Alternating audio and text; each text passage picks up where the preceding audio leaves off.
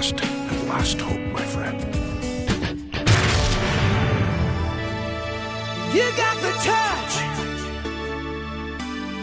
You got the power.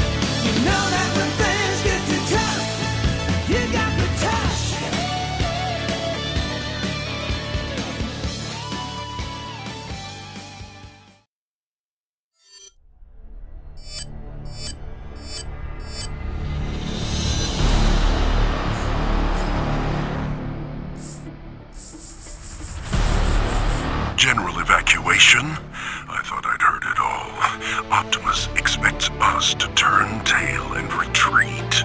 Not happening. If I turn my tail, it'll be to crush another wave of Decepticons with it. Optimus may subsist on sheer determination and will alone. Great leaders draw their power from conviction. Their armies, however, march forward only under the power of Energon. This terrible war its end, not because all have finally become one, but simply, I fear, because all have become none. Hello, Autobots. Per Technological Directive 84 Beta 1, initiated by Optimus Prime, executed by myself, Perceptor, and my team, Teletran sub-terminals had been brought back online where possible in inhabitable facilities and structures across Cybertron. Though antiquated by standards we have come to expect, the Teletran terminals are perfectly functional and efficient, and every soldier is encouraged to check in and upgrade or repair your weapons when necessary. Arc inspection log 1245. Sideswipe here. Transmitting to, well, whoever will listen. Which at this point seems like no one. Once again, I feel compelled to record my objection to the current specifications for the Autobots' Exodus craft, the so-called Arc. Prototype Vanguard-class deep space interceptor. With insufficient armor plating and only 16 particle combustion canyons and 16 laser emitters, it is apparent, to myself at least, that only the craft's propulsion system is adequate to the task at hand. Clearly, the Arc is intended to simply outrun any hostile craft. Battlefield log 4578. Leapers, there's a whole platoon of them activated. If you're listening to this, turn back and avoid engagement at all costs. These things are as savage and brutal a warriors I've ever seen. But if you must face them, always keep moving, and try to engage them from behind. Their armored claws make a head-on attack a waste of energon. Ironhide's log. Been fighting this war for so long, sometimes I forget how it started. In the early cycles, Cybertronians knew nothing but the job they were born into, a daily grind of an orderly world. Things seemed to change in the blink of an optic. We evolved as a society and free thinkers. Many of us wanted to be free to explore the cosmos. Others had more sinister designs. No Cybertronian who's seen our once great home in its current form need be reminded that our planet is powering down, that our home is dying. So I record this log not for this day and age, but for a future that may well never come to pass. But still, we must hope that one day a future generation will once again know Cybertron only in its resplendent, gleaming, metallic glory. And it is for this generation that we must chronicle the cause and consequence of our planet's decline. Lieutenant, we're pinned down. Cannot proceed to rendezvous. There's a giant marauder laying down a wall of flak. Thing won't let up. Primus! Just lost our flank support. 3 more down. Let's go get these sons of rust buckets. When the Decepticons came, they came with a ferocity no one had seen before. We Autobots weren't fighters. We had no experience in war. We were ill-prepared to face Megatron's legions, gladiators who thrived on destruction and mayhem. If we had any advantage, it was the fact that we felt we were fighting for a truer cause. Freedom. As civil war spread like a storm of burning energon across the surface of Cybertron, devouring in its path the great city of Iacon, even I was caught off guard by the depth of Megatron's depravity. I should have anticipated his utter lack of feeling for his fellow Cybertronians. But at the expense of the lives of many thousands of my fellow Autobots, I did not. Field recon transmission. I've reached the reservoir in question and sampled the liquid substance thought to be corrupted energon. In fact, initial tests are conclusive only in the negative sense. Substance in question is not dark energon. Repeat, it is not dark energon. All I can conclude at this point is that the substance appears to be some kind of byproduct created in the refinement of energon. To what end Decepticons are refining energon in this locale is undetermined. Never have I observed such a traumatizing sight. An entire city of rust. Everything down to the last bolt is encrusted. Severe oxidation, pitting the metal's surface, gradually deforming its shape. I fear for the health of all Autobots. The supply of energon may be on every Cybertronian's mind, but I have observed the encroaching influence and effects of rust on many Autobots.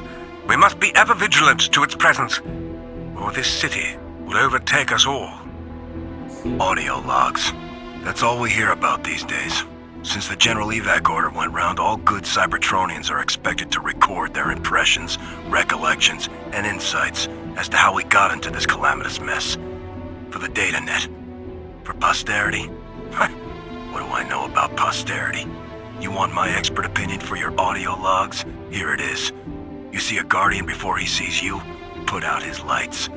Once he knows you're there, your grease is pretty much fried. I evaded detection longer than any other Autobot. Me, the invisible scout. The vents are also an excellent place to launch an ambush on the enemy.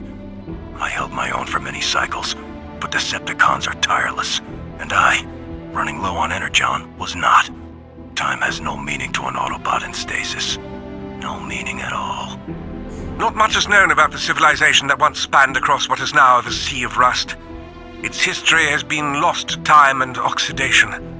What is for certain is that its technology and culture predates the Civil War by a few millennia. Rumors persist, though unsubstantiated, of a massive explosion being the cause that abruptly ended all sentient life there and created the Sea of Rust. Whether this explosion was an accident of some lost technology or the result of a hostile conflict will be debated for ages to come. What an unexpected surprise. A small team of Autobots have been captured by my Insecticons. Their leader, Grimlock, is an impressive specimen indeed. I will enjoy breaking them all. I am annoyed by the perceived value of this inconsequential energon lake. It is but a minuscule puddle compared to what the tower next to it can truly give us. Inferior minds like Starscream's have misjudged this structure as a simple energon refinery. However, my research has revealed it to be so much more. The ancients built it to tear the fabric of space and time itself, and open gateways to distant galaxies high in the orbit of Cybertron. I look forward to exploring this technology. Perhaps we can find another world with resources and energy we could use to reboot Cybertron's core. For a scientist, Shockwave sure can act like an absolute idiot sometimes. He's wasted far too much time on this defunct Energon tower. There is a lake of high-grade Energon shimmering in front of his eyes, and all he does is mutter to himself and make countless calculations up in that blasted refinery of his. Sometimes I just want to shout, "Hey, Shockwave! Want to go for a swim today? Heard there's a nice gigantic pool of Energon 10 feet from where you're standing." I've had just about enough of these Insecticons. Shockwave thinks of them as his pets, and he may believe he controls them, but truth be told, they do whatever they want on the battlefield. One of those oil holes slammed right into me, about busted my armor. So let's just say I put his assets in stasis. Shockwave should really find himself some new pets. Forward recon to base. Over. Base. I'm not sure if I've got a transmission connection or not, but in case anyone is hearing this, here's a little FYI I wish someone would have shared with me before I got into this prime-forsaken place. If you come across a web of faint lasers, avoid them. They'll wreak havoc on your systems and jam your cloaking ability. Both the Autobots and the Decepticons utilize minefields to protect and defend our trade routes. So what makes this homing mine so unique? Once it locks onto your position, it is almost impossible to evade unless you destroy it with your weapon first. Running is futile, and once one homing mine locks onto your coordinates, others are certain to follow. Even before Energon became so scarce, these ridiculously designed transport tankers devoured just about as much Energon as they carried. I question the use of them to transport what Energon remains from the lake, but orders are orders. There's been a lot of talk about victory lately, about how the Autobots are through, on their heels. Too much talk, if you ask me. When you're overconfident, you're underprepared. Just like we were when we came across an Autobot Titan this morning. Tore the whole unit into spare parts, while any damage we inflicted on the Titan was immediately repaired by his battery of helper drones. Finally, someone started blasting those things out of the air. With the drones out of the action, we were able to get good target effect with our ordnance. Onslaught, Brawl, Vortex, Swindle, and Blastoff. Each one a formidable force in his own right. Together, talk about the whole being greater than some of its parts. When the Combaticons combine to form Bruticus, any Autobots in the vicinity are facing a whole world of hurt. I can't figure out for the life of me who's the bigger idiot. The lughead who came up with a design that exposes live ammunition rounds on the exterior of the cannon batteries, or me, for agreeing to stand out here and load the things. What's got 2 thumbs and no apparent capacity for intelligence? This guy. Perimeter recon report. Base, this is Recon 1-1 Alpha. We're all quiet on the western front out here. No hostiles dotting these clear blue sky. Ow! Scrap! What the? I just passed in front of a vent and took a 10-foot exhaust flame right in my unmentionables! Though it might be true that we have no choice, I'm still uneasy about treating a sentient, even one as savage as Trypticon, as a repository for Energon. Trypticon, of course, took the life of many Autobots. Perhaps it is only fitting that he now gives life to so many in return.